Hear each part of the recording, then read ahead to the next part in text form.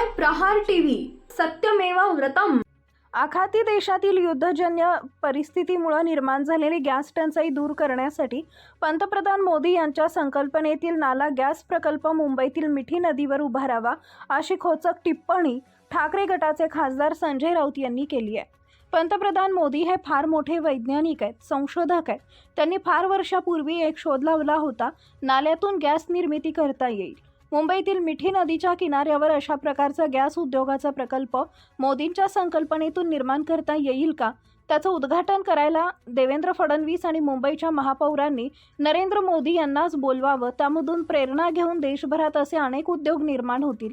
आखाती देशांमधील युद्धामुळे गॅसची जी टंचाई निर्माण झाली आहे ती आम्हाला मोदींच्या कृपेनं दूर करता येईल। पण पहिलं उद्घाटन त्यांनी मुंबईतील मिठी नदीवर करावं।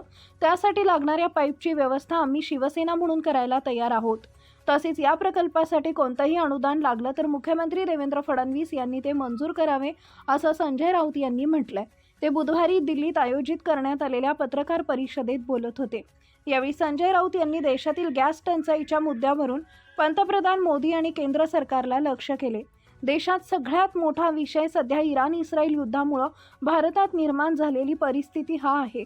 देशात गॅसची मोठी टंचाई जाणवायला सुरुवात झाली आहे। मोदी सरकारकडून सांगण्यात आले होते की या युद्धाचा भारतावर कोणताही परिणाम होणार नाही, पण सरकारनं जनतेला दिलेलं हे आश्वासन फोल ठरले।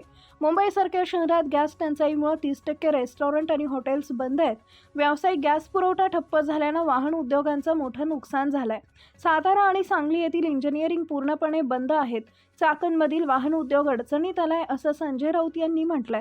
पंतप्रधान मोदी यांचं जे भारताला 100 वर्ष मागे घेऊन जाण्याचं स्वप्न आहे ते पूर्ण करत आहेत। त्यांची संस्कृती हीच आहे की विज्ञान नष्ट करून नाल्यातून गॅस निर्माण करायचा।